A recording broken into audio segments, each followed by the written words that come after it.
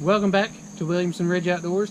Today I've got a little project been needing to do for a long time, but I'm just kind of put it off, like seems like every other project. But fall is coming up and I need to get this done before the leaves start to change and all that kind of stuff. I've got a couple trees I'm wanting to cut down, and the reason I want to cut them down before the fall changes the leaves, because they're not leaves at all, they're needles. And what happens with these trees, they turn just like an oak tree or maple tree or anything like that, and the needles actually turn and then they fall off. And those needles get in everything. I mean, they're in our gutters, they're in our heating and air unit outside, and I mean they're piled in there and they stop up the gutters. We've even got gutter guards on our gutters, and those little needles still go in between there and fill up our gutters. So a pine or a fir type tree is detrimental to your roof and stuff too. You don't want sap and all that stuff on your roof on your house. And we actually about 2.5 years ago or so that we put a new roof on the house, and we don't want this kind of stuff destroying our house. So we're going to cut down the trees and eliminate the problem. So I'll show you what we have going on.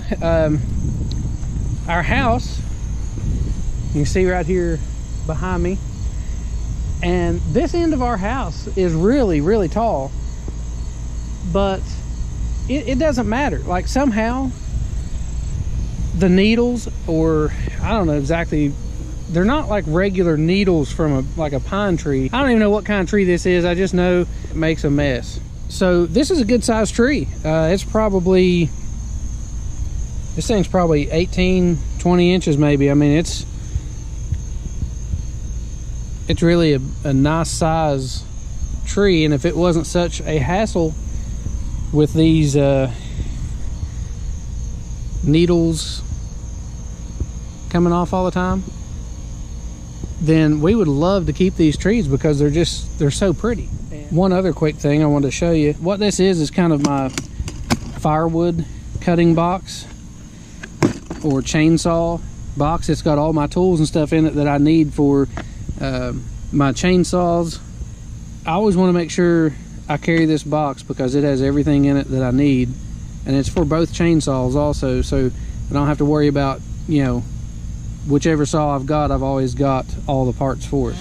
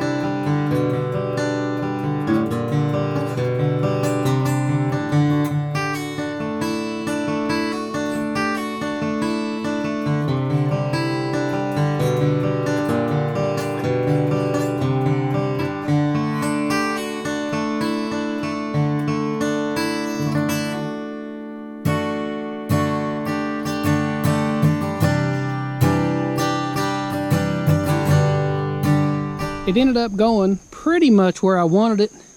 I could have stood it being a little farther to the left, but as much lean as it had, I'm surprised that I got it that close, so it turned out pretty good. So I think on this other tree, I'm actually going to do it a lot the same way. I'm going to let it fall right in the same direction that the other one is, because if I let this tree fall over here in the woods, I'm looking at getting it into this other tree that I don't want to tear it down. And you know, I could probably put it back in there. There's a little bit of an opening. It's not too bad. You know what? I can probably push that one over with the tractor.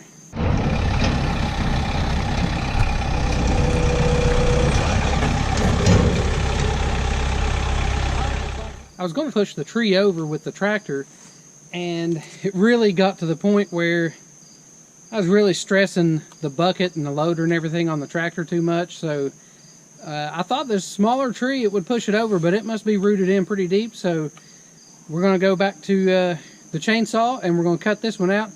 I just kind of was hoping to push it over and get the roots and everything up so that I can finish the yard there and mow it with the mower instead of having something to have to mow around. But there's ways to remove the stumps, and we'll worry about that a little bit later. So we'll jump back to the chainsaw and get her down.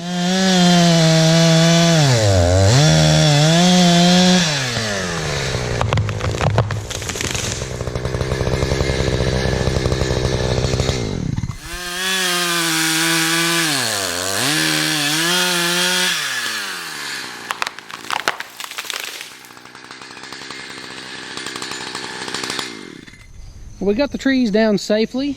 We got our work cut out for us now, because now that we've got the trees down, these things are loaded with limbs. I mean, hundreds of limbs on these trees. That's going to be one of the next videos, is that we're going to revisit our Cobalt pole saw. And I done a video some time back on the Cobalt 40 volt pole saw, and I kind of called it a torture test because the limbs and stuff that I was cutting with it were great big limbs. I mean, 8 and 10 inches, and taking the bar to the maximum length and just running it until from full charge to no charge. And I was still really surprised at how many cuts I actually got with it by running it through that many tree limbs that size. So I'll be interested to see the tree limbs on this tree. The vast majority of them are probably under 3 inches, and starting at the very bottom of the trees, or on both of the trees, they're under 3 inches and just kind of stay about the same all the way up. But there's hundreds of them. So we're going to use that Cobalt pole saw and clear all these limbs off, and then I'm going to decide what I want to do with the trees, whether I want to try to just saw them up, split them up, but there are going to be so many knots in these trees, it's going to be hard to split. So I don't know, you all can post what you think of what I should do with them, firewood, or just burn them up and get rid of them. Or thanks for hanging out today on our little tree project. I do want to mention again, I am not a professional tree cutter, so this is not a how-to video, and I do not necessarily recommend any of the ways. It's just the way I do things. But anyways, thanks for following along, guys. Make sure you click that thumbs up button, hit the subscribe, and when you do, make sure you hit the little bell icon so you'll get notifications whenever I upload new videos. Share this video with anybody you know, and thanks for watching.